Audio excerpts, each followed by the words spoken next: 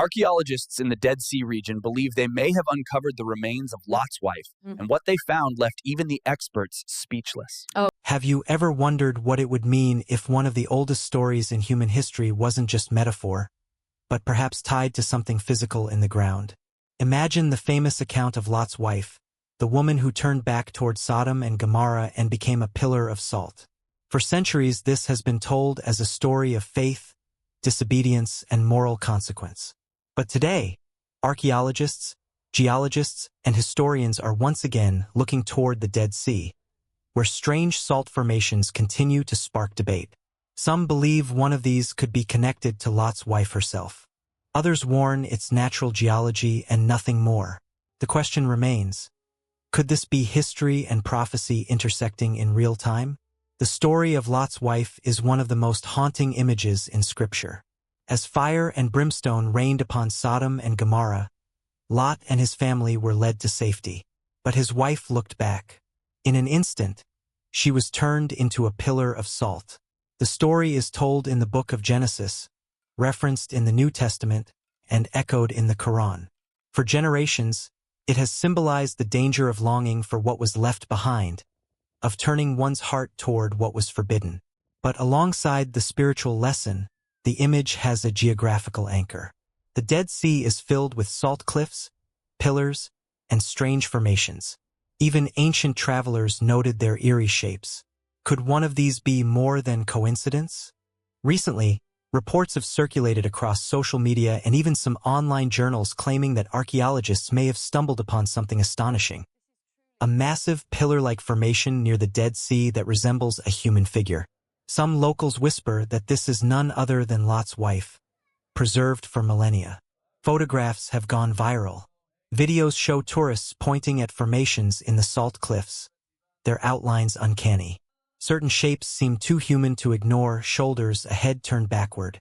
It almost looks like a person caught in mid-motion, crystallized forever. But what do experts say? Geologists explain that salt formations like these are incredibly common in this part of the world. The Dead Sea Basin is saturated with halite and gypsum. Over time, wind and water erode cliffs into strange vertical forms. Some of these formations collapse quickly. Others stand for centuries. In fact, there is even a well-known salt pillar on Mount Sodom, a massive ridge along the southwestern shore of the Dead Sea. Local tradition has long called one of these Lot's wife. For archaeologists, however, tradition alone is not enough. They demand evidence, inscriptions, context, dating, something that links the pillar to the ancient story. Without that, it remains speculation. Historians suggest caution. The story of Lot's wife may have grown out of encounters with the very landscape itself. Imagine early people wandering the Dead Sea's salt cliffs. They see a strange pillar shaped like a woman glancing backward. They tell a story. That is the woman who disobeyed and looked back. Over centuries, such a story might be preserved, retold, and finally written into sacred texts. In this reading, the pillar inspired the legend, not the other way around. But even if that were the case, the power of the story only deepens, because it shows how human experience and landscape intertwine to create enduring lessons. Some claim that archaeologists have uncovered inscriptions nearby. There are whispers of ancient graffiti, texts that mention Lot or destruction. Yet no peer-reviewed study has confirmed this. For now, there is no secure archaeological evidence to say that any salt pillar is indeed the very figure of Lot's wife. And yet, the possibility captivates people. Prophecy watchers online ask, could this be a sign? Is prophecy unfolding in our time? Others push back. Caution is wisdom, and claims must be tested with rigorous science. To evaluate such a claim, scientists would need to analyze the formation carefully. What is it made of? Is it purely halite, or a mixture of salts? When did it form? Techniques like radiometric dating or stratigraphic analysis could offer clues. If it could be shown to be several thousand years old, existing at the time scholars placed the destruction of Sodom and Gomorrah, that would strengthen the case. If there were evidence of ancient settlements or artifacts nearby, the argument would grow. But so far, none of this has been demonstrated in scientific literature. Still, the fascination remains. Walk with me in your imagination. Dawn breaks over the Dead Sea. The water is still, reflecting the sky in a sheet of silver. On the horizon, white salt cliffs loom, carved by centuries of erosion. One formation rises apart from the rest, standing tall, narrow, solitary.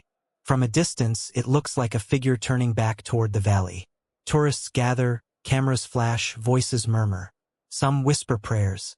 Some snap photos and post online. They've found Lot's wife. For those standing there, faith and imagination blur with geology. Skeptics argue that this is simply pareidolia, the human tendency to see familiar shapes in random objects. Just as we see faces in clouds, we might see a woman's figure in a salt pillar. But for others, the resemblance is too striking to ignore. The combination of the biblical story, the regional tradition, and the eerie shape creates a powerful narrative. Even if science remains silent, belief fills the gap. Throughout history, natural landmarks have often been tied to spiritual narratives.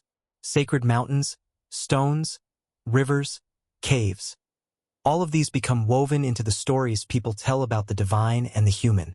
In that sense, even if Lot's wife's pillar is just geology, it plays a spiritual role. It reminds generations of the cost of disobedience, the danger of looking back, the fleeting nature of human choice.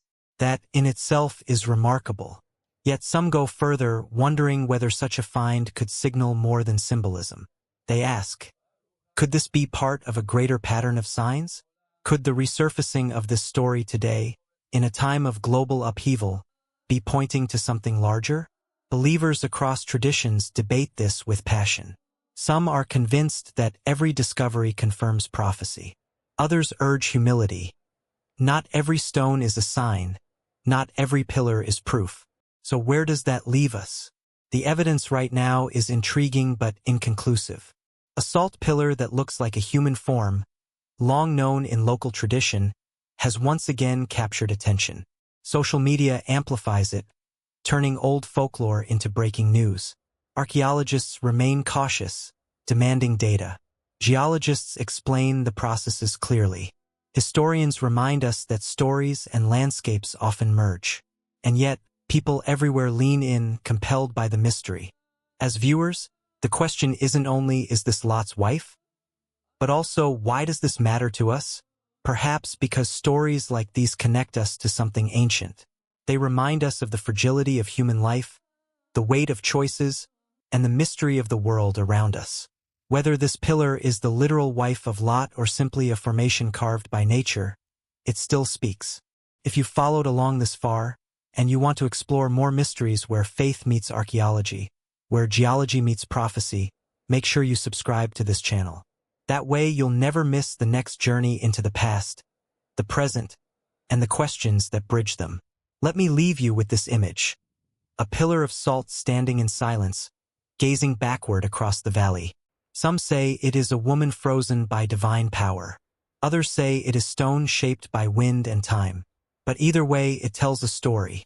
The story of a choice, a warning, a memory preserved in salt. And the story is still unfolding because we are still here, still looking, still asking. So what do you think? Could archaeologists truly have found Lot's wife? Or are we seeing what we want to see? Is this prophecy, history, or geology? Perhaps the answer is not one or the other, but all of them at once.